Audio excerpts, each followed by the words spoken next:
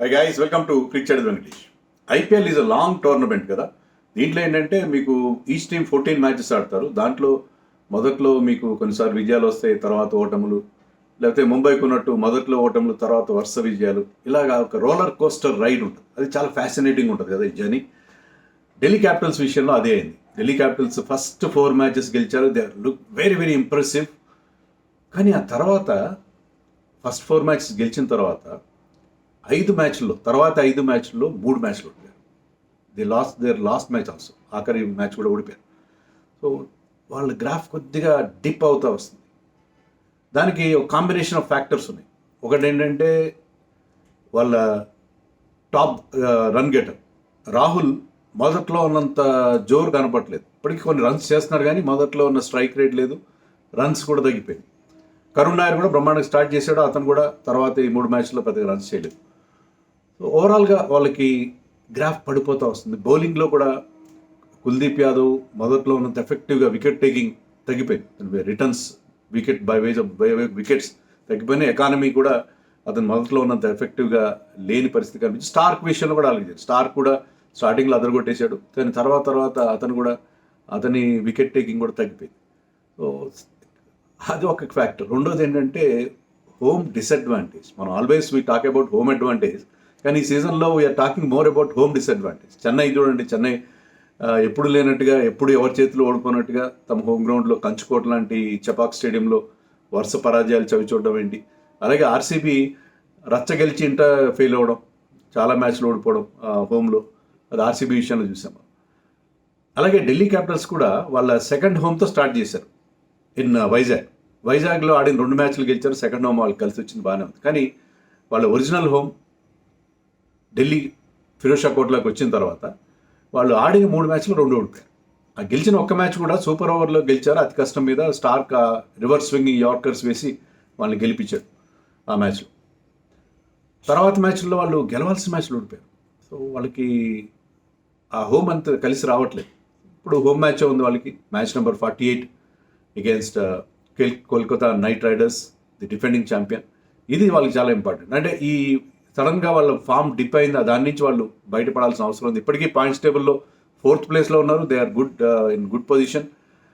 But still ఏంటంటే వాళ్ళు ఇక్కడి నుంచి చాలా జాగ్రత్తగా వాళ్ళు ప్రొసీడ్ కావాలి. ఎందుకంటే టీం చాలా బాగుంది, కానీ సంహవ్ వాళ్ళకి కొంత చిన్న ఇబ్బందులు మనకి కనిపిస్తుంది. ముఖ్యంగా నాకేమనిపిస్తుంది అంటే స్టార్క్ అండ్ ముఖేష్ కుమార్ ఇద్దరు కూడా హిట్టింగ్ ద డెక్ టైప్ కాదు. వాళ్ళు they try to pitch the ball up, వాళ్ళు రిలీజ్ చేస్తారు.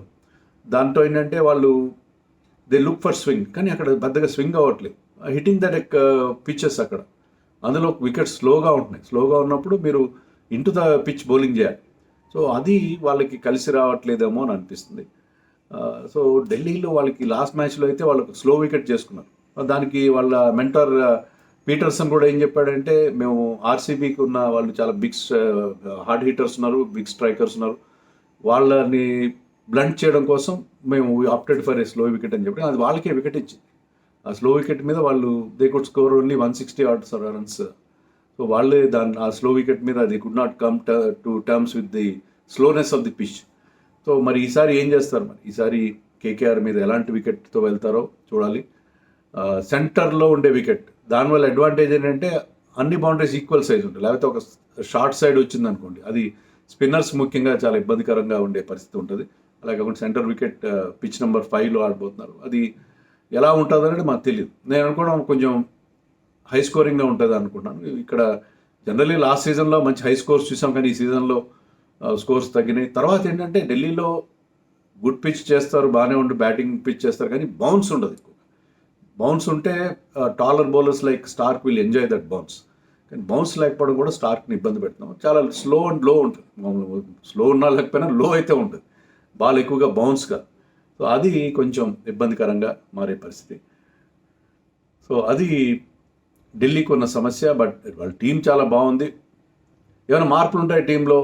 ఫాఫ్ డు ప్లెస్సీ మళ్ళీ ఒక 3-4 మ్యాచ్ మిస్ అయిన తర్వాత గ్రాయిన్ ఇంజరీతో వచ్చాడు, కానీ వచ్చిన తర్వాత కాస్త రస్టీగా అనిపించాడు. అతను he was not fluent. 22 runs చేశాడు, రన్ బాల్ చేసినట్టున్నాడు లాస్ట్ మ్యాచ్లో. But he's much better player. Spin బాగా ఆడతారు, పర్టికులర్లీ కేకేఆర్ ఉన్న స్పిన్నర్స్ ఉన్నారు కాబట్టి అతను స్పిన్ బాగా ఆడతాడు, అతన్నే కంటిన్యూ చేస్తాడు. బికాజ్ జేక్ ఫ్రేజర్ మెగ్గర్ టోటల్గా ఫెయిల్ అయ్యాడు. అతనికంటే ఈజ్ మచ్ సేఫర్ ఆప్షన్. మరోవైపు అభిషేక్ పరల్ చాలా బాగా ఆడుతున్నాడు. కరుణ్ నాయర్ కొంచెం టైం తీసుకుని ఆడితే I think he can be an asset to this team. విన్నట్టు కరుణ్ నాయర్ కానీ రాహుల్ కానీ ఏమనుకుంటారంటే వాళ్ళకి టెస్ట్ ప్లేయర్స్ స్లోగా ఆడతారని ఒక ఇమేజ్, దాన్ని పోగొట్టుకోవాలని చెప్పి వాళ్ళు some times they try to manufacture some shots, కొంచెం అల్ట్రా అగ్రెసివ్గా వెళ్ళే పరిస్థితి చేస్తారు. అలా కాకుండా వాళ్ళు they should stick to their strength. అంటే స్టార్టింగ్లో స్లోగా ఆడి ఒక స్టేజ్ వచ్చిన తర్వాత దే షుడ్ స్టార్ట్ హిట్టింగ్. అలాంటి చేస్తే బాగుంటుంది.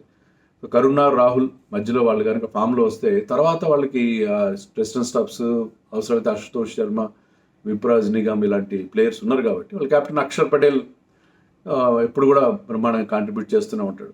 సో వాళ్ళ బ్యాటింగ్ లైనప్ బాగుంది, కానీ ఏంటంటే దే హ్యావ్ టు జిక్సా పజిల్లో మిస్సింగ్ లింక్స్ ఏమైనా ఉంటే వాటిని వాళ్ళు ఫిలప్ చేసుకోవాల్సిన అవసరం ఉంది.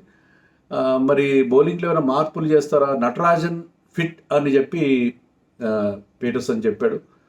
ఫిట్ అయినప్పుడు మరి అతను తీసుకురావాలి, ఏదో ఒక పాయింట్లో తీసుకురావాలి. ముఖేష్ ప్లేస్లో తీసుకొస్తారా చూడాలి. మరి ముఖేష్ ప్లేస్లో తీసుకొస్తే నటరాజన్ కనుక, లేదా దుష్మంత షమీరా ప్లేస్లో అయినా తీసుకురావాలి.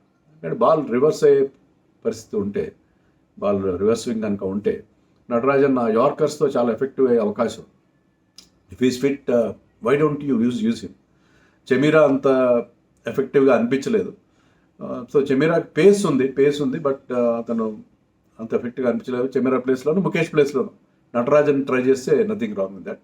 సో వాళ్ళు కొంచెం మార్పులు చేసుకోవాలి, ఎందుకంటే లాస్ట్ మ్యాచ్లో వాళ్ళ బౌలింగ్ అంత ఎఫెక్టివ్గా అనిపించాలి. పర్టికులర్లీ ఢిల్లీలో వాళ్ళ బౌలింగ్ అంత ఇంపాక్ట్ఫుల్గా అనిపించిన పరిస్థితి ఉంది కాబట్టి వాళ్ళు ఆ మార్పు చేసుకుంటే బాగుంటుంది. అలాగే దే విప్రాజ్ నిగమ్ని వాళ్ళు యూజ్ చేస్తున్న పద్ధతి నాకు అర్థం కాలేదు. ఇక్కడ విప్రాజ్ నిగమ్ లాస్ట్ 2 మ్యాచెస్లో ఒక్క ఓవర్ వేసాడు బౌలింగ్, ఒక్కొక్క ఓవర్. బ్యాటింగ్ బాగానే చేస్తున్నాడు.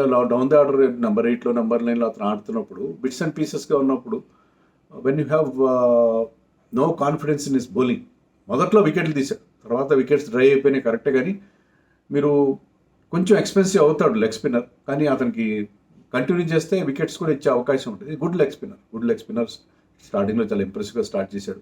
సో అతనికి బౌలింగ్ ఇవ్వని పక్షంలో డోంట్ ప్లే హిమ్. నటరాజన్ అతని ప్లేస్లో ఆడించుకోండి అలాంటప్పుడు, ఎందుకంటే నెంబర్ 9లో వచ్చి అతని బ్యాటింగ్ గురిస్తాం, అతన్ని వాడుకోవడంలో ఎలాంటి మీనింగ్ అయితే నాకు కనబడట్లేదు. అశుతోష్ని play him in the, Ashutosh లాంటి ప్లేయర్ని why do want to use him as an impact player. మొదటి నుంచి మ్యాచ్లో ఉంచితే బాగుంటుందేమో అనుకుంటున్నాను. సో అది వీళ్ళ సంగతి. బట్ కేకేఆర్ సంగతి ఏంటి? కేకేఆర్ డెఫినెట్గా వాళ్ళు లాస్ట్ మ్యాచ్లో వాళ్ళకి నో రిజల్ట్ వచ్చింది, అంతకుముందు 2 మ్యాచ్లు ఓడిపోయారు. వాళ్ళ పొజిషన్ ఏమాత్రం బాగలేదు. ఇది ఆల్మోస్ట్ ఒక మస్ట్ విన్ మ్యాచ్ వాళ్ళకి, ఎందుకంటే ఇక్కడ నుంచి ప్రతి మ్యాచ్ గెలిస్తే తప్ప వాళ్ళు కంటెన్షన్లో ఉండే అవకాశం లేదు. సో వాళ్ళు ఖచ్చితంగా గెలిచి తీరాలి. లాస్ట్ మ్యాచ్లో 1 పాయింట్తో సరిపెట్టుకోవాల్సి వచ్చింది. మేబీ ఒక ఎస్కేప్ కూడా కావచ్చు, ఎందుకంటే ఫస్ట్ బ్యాటింగ్ చేసిన పంజాబ్ 200+ రన్స్ చేశారు. దాన్ని చేజ్ చేయడం అంత ఈజీగా అనిపించలేదు ఆ గ్రౌండ్లో. అలాంటప్పుడు ఐ థింక్ ఇక్కడి నుంచి వాళ్ళు ప్రతి మ్యాచ్ చాలా జాగ్రత్తగా ఆడాల్సిన అవసరం ఉంది.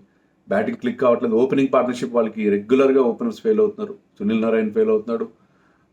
గుర్బాజ్ని ట్రై చేస్తే డికాక్ ప్లేస్లో అతను కూడా, అంటే ఒక మ్యాచ్లోనే అతను అవుట్ అయ్యాడు. 2 మ్యాచ్లో అది అతనికి ఒక 2 బాల్స్ ఆడాడు. బట్ స్టిల్ గుర్బాజ్తో కంటిన్యూ చేస్తారు. ఓపెనింగ్ వాళ్ళకి ఇబ్బందిగా ఉంది. రహానే ఇస్ స్ట్రగ్లింగ్ అగేన్స్ట్ స్పిన్నర్స్కి అగేన్స్ట్గా అతని స్ట్రైక్ రేట్ చాలా లో ఉంది. And of course even Raghuvanshi కానీ మిగతా వాళ్ళు, Venkatesh Iyer is also not scoring runs.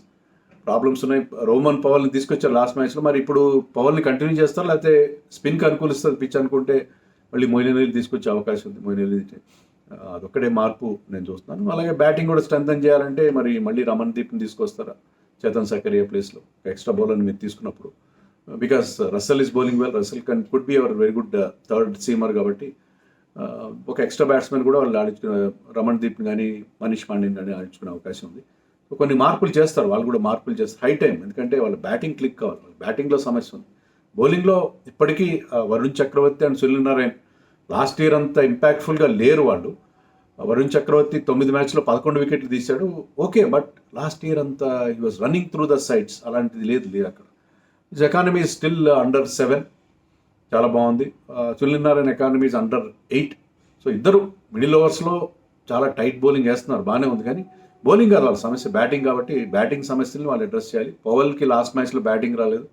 So అతను ఉంటే ఒక big hitter along with Russell ఉంటే ఇద్దరిలో ఒక్కరి క్లిక్ అయినా వాళ్ళకి మంచి ఫినిషింగ్ వచ్చే అవకాశం ఉంటుంది. So I think they will continue with పవల్ అని అనుకుంటున్నాను నేను. మరి మొయిన్ అలీని తీసుకురావాలంటే మరి ఏం చేయాలి? మొయిన్ అలీ తీసుకొచ్చే పక్షంలో పవల్ని తప్ప వేరే వాళ్ళని పక్కన పెట్టే పరిస్థితి లేదు. So it is a big problem for them. So ఇక మ్యాచ్అప్స్ విషయానికి వస్తే ఒక ఇంట్రెస్టింగ్ మ్యాచ్అప్ ఉంది. అదేంటంటే సునీల్ నారాయణకి 3-4 డెలివరీస్ బౌలింగ్ వేశాడు కుల్దీప్ యాదవ్. దాంట్లో 2 సార్లు అవుట్ చేశాడు. 2 ఇన్నింగ్స్లో 3-4 డెలివరీస్ వేశాడు, ఇమీడియట్గా అవుట్ చేశాడు. సో కుల్దీప్ యాదవ్ యూజువల్గా పవర్ ప్లేలో బౌలింగ్ చేయడు. ఒకవేళ సునీల్ నారాయణ కంటిన్యూ అవుతున్నాడు, కొన్ని రన్స్ కొడుతున్నాడంటే we could see Kuldeep Yadav in power play నారాయణకి అగేన్స్ట్. అలాగే KL Rahul record against Varun Chakravarthy గొప్పగా లేదు, రన్స్ ఎక్కువ చేయలేదు, ఒకసారి అవుట్ కూడా అయ్యాడు. అంటే స్ట్రైక్ రేట్ చాలా తక్కువ ఉంది. బట్ సునీల్ నారాయణకి అగేన్స్ట్గా అంత స్ట్రైక్ రేట్ బాగుంది. But Sunil Narayana manage to dismiss him once. So ఆ బ్యాటిల్ కూడా, ఎందుకంటే మిడిల్ ఆర్డర్లో ఆడతాడు, నెంబర్ 4లోనూ నెంబర్ 4 అతను ఏ నెంబర్లో ఆడతాడో కేఎల్ రాహుల్కే తెలియదు వాళ్ళ టీం చెప్పేంత వరకు. బట్ అది మిడిల్ ఆర్డర్లో ఆడతాడు కాబట్టి ఆ స్పిన్నర్స్ని అతను ఫేస్ చేస్తాడు. So his reaction and his response to Sunil Narine and Varun Chakravarthy could be very very interesting. So ఏ విధంగా వాళ్ళని కౌంటర్ అటాక్ చేస్తాడా, లేకపోతే will just play him out అనేది, అది కూడా ఈ మ్యాచ్లో చాలా ఇంట్రెస్టింగ్గా ఉండబోతుంది. ఈ మ్యాచ్లో Delhi definitely will start as favourites. But KKR కనుక వాళ్ళ బౌలింగ్ క్లిక్ అయినా బ్యాటింగ్ క్లిక్ అయినా, ఎందుకంటే ఇక్కడ వాళ్ళ రికార్డు కూడా బాగుంది. 5 సార్లు వాళ్ళు గెలిస్తే 5 సార్లు ఢిల్లీ హోమ్ గ్రౌండ్ అయినప్పటికీ 5 సార్లు కేకేఆర్ అక్కడ వాళ్ళని ఓడించింది.